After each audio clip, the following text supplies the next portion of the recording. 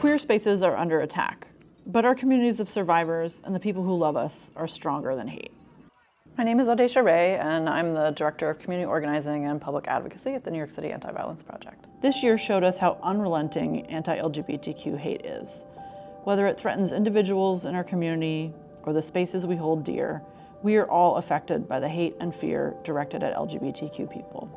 AVP has trained hundreds of our neighbors and friends across the country to be upstanders when they see hate violence or intimate partner violence happening in public spaces. And as we've seen a massive increase in right-wing and white nationalist organizations harassing and harming drag performers and queer events, AVP was one of the first organizations to call attention to this threat and how different it is than violence directed at individuals. People that come to protest in person say that they're there to protect the children, but how are you protecting children when you're creating a toxic environment where you're, calling people names and, just creating chaos? We partnered with Drag Story Hour to co-create much needed event safety protocols, train safety marshals, and support volunteers and staff who are regularly targeted.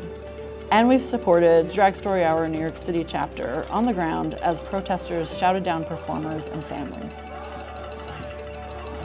LGBTQ communities have always created social spaces as a means of being safe and being together with people who share our experiences.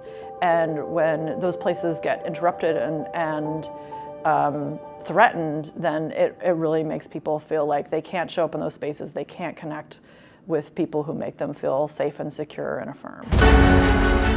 Our communities know what we need for safety, and that's why we're working to scale community-led safety strategies nationwide, and we need your help and support to make it happen.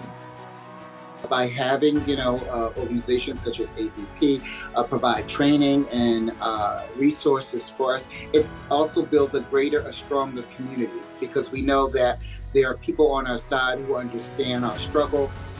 Let's work to support drag performers and stop hate violence. Together, we can create a safer world where our youth and our performers can thrive happily. Supporting AVP will help to scale these important community-led safety programs nationwide, so that children everywhere can experience the joy of reading, make-believe, and imagination. You can't create safety alone, and all communities need the support of both people within the community and other folks who are neighbors and friends of the community who want to see them thrive and be happy and safe. Your donation supports our efforts to build training resources and create community safety programs. Support we know that nearly 9 out of 10 of the safe spaces we surveyed desperately need. It's always been one of AVP's core values to protect LGBTQ people, to support people who are survivors of violence in recovering a sense of safety and moving towards healing. And what we're doing now is not just doing that on the individual level, but really supporting safe spaces and networks, groups, in discovering how to do that together and how to really shape a future in which we can all feel safe and free to be ourselves. Donate to AVP now so we can support safe spaces to develop their safety plans, survivors to move towards healing, and communities to resist anti-LGBTQ hate.